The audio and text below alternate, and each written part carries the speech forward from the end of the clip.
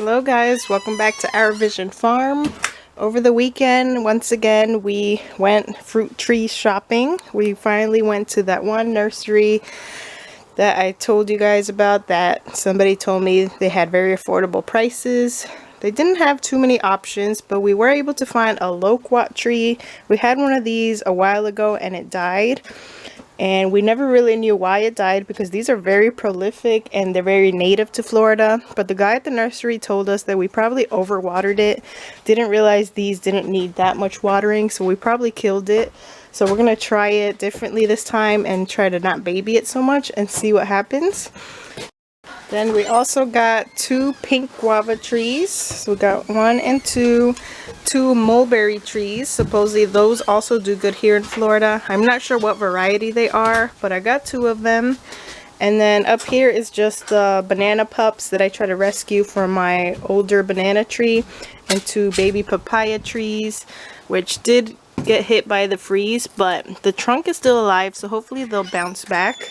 I just repotted those because this last freeze that we had over the weekend was even worse, so I wanted to save them and we covered them.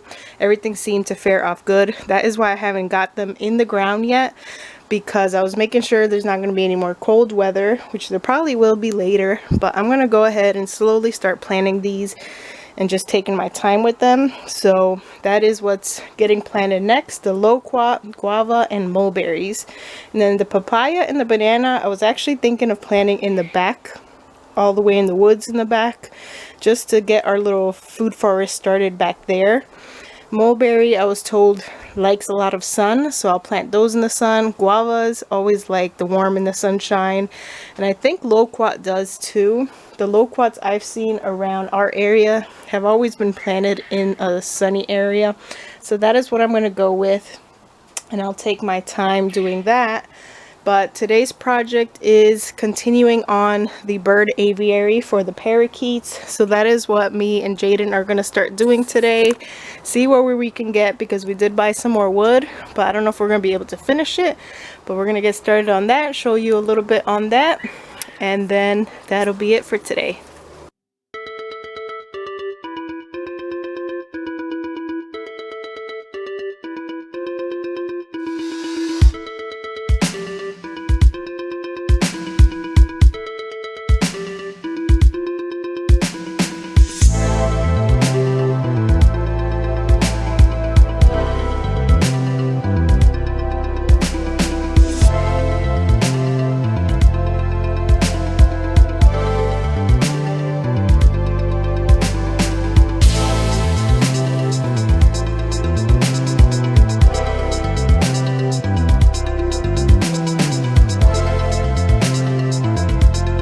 Alright, this is about what we could get done with the wood that we had. We finished off the base of the frame. We built our little rustic door. That door is going to go right here in between these two beams. I have things holding up these two because my husband, when he gets home from work, he can reach up there and screw those in, because I can't reach. I even tried standing on a bucket and I couldn't quite reach, and the ladder that we have is way too tall to fit under this roof.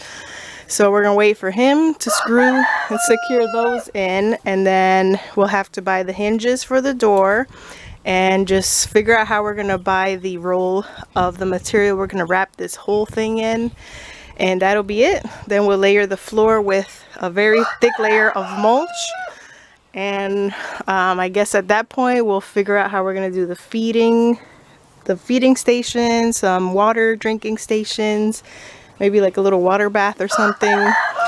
We'll bring in some natural branches and put like natural perches and add in some toys in here. I think it's going to be a nice and humongous aviary for the parakeets. And of course, we're going to cover all these little gaps where any snakes could get in or the birds can escape.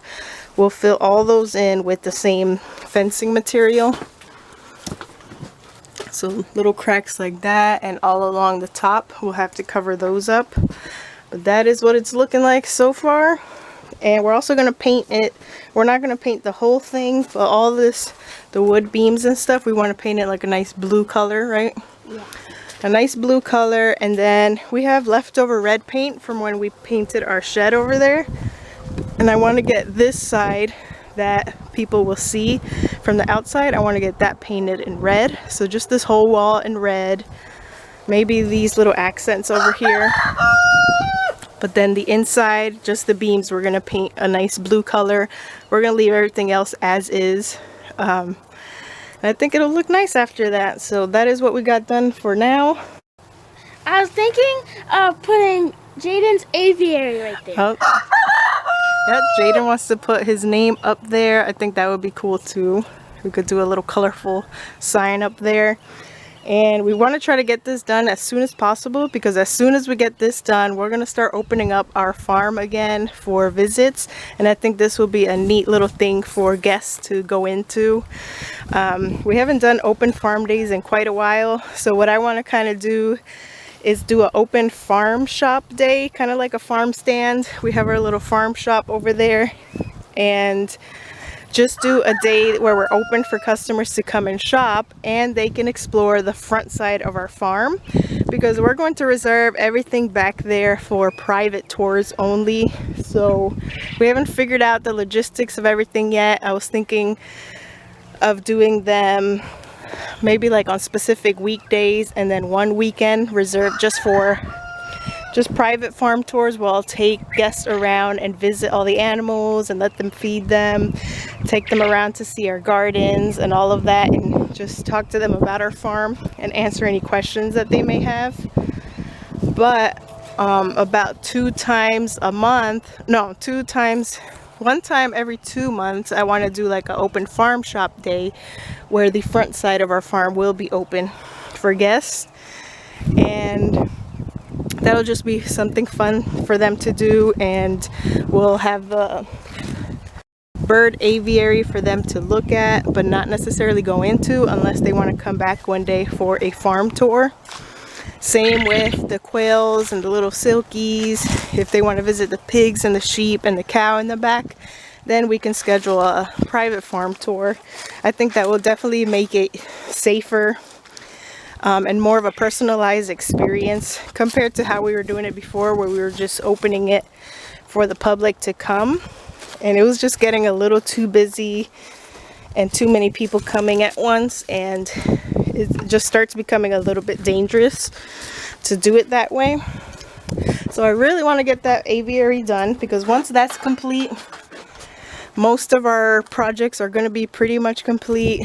Nobody's really going to see what we're doing in the back of our farm, because I do want to start enclosing that for the sheep to keep clearing out. But the most visible farm project that we got going on under construction is that bird aviary. So I don't really want to have guests over while that's still in the process. So I want to go ahead and finish that up as soon as possible, and then that will start helping bring farm income again, because I think we haven't done a farm day in about 8 months now, and it definitely, the farm days definitely help. The farm tour, the fees that the guests pay to come visit us, it definitely helps out, and it helps with the feed cost as well.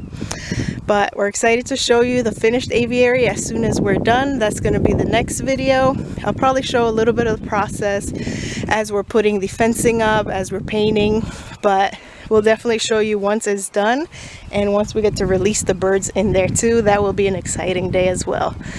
All right guys, that was our project for today. I'm gonna try to get a couple more things done for planting, maybe planting a couple fruit trees or getting some seeds in the ground, but that was the main project for today. Thanks for watching. I'll see you guys in the next video.